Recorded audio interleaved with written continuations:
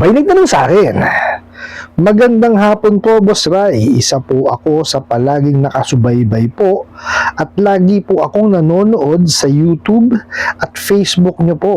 Gusto ko po sanang humingi ng tulong, Boss Ray. May nagbabanta po sa akin, Boss Ray. Bugok na ola po ito.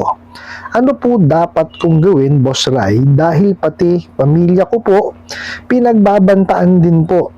6,500 po ang pinababayaran sa akin, pero 3,900 lang po na-receive ko.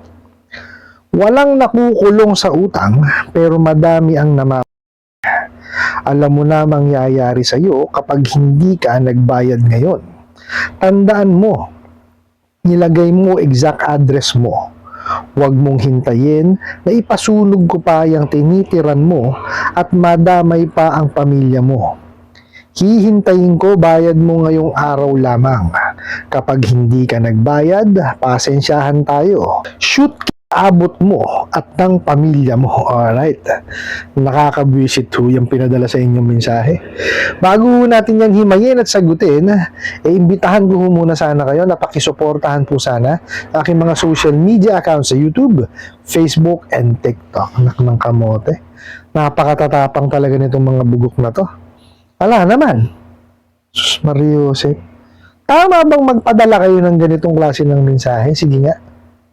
Dapat bang sabihin nyo na walang nakukulong sa utang pero may namamat? Pasira ulo talaga kayo no? Oh. Unang-una, hindi kayo consistent.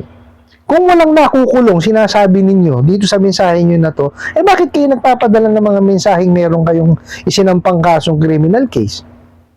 Di ba? Mga gago talaga kayo no? Mariosep kayo. Pati pamilya ng tao, hindi dinadamay nyo pa na hindi naman dapat kadamay. Mariosep kayo.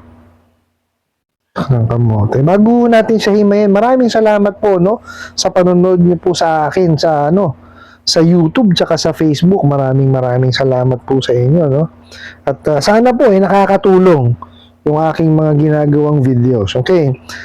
Ito po sasagutin natin at hihimayin natin. Nakakabwisit talaga Una po, sabi nyo, 6,500 din pinababayaran sa inyo, pero 3,900 lang yung na-receive nyo. Nakita nyo, napakalaki. So, hindi ko kasi alam kung magkano yung, yung approved amount sa inyo No? Kasi kung malamang to, ang approved amount sa inyo, 5,000, tapos kung 7 days to 1, 30%.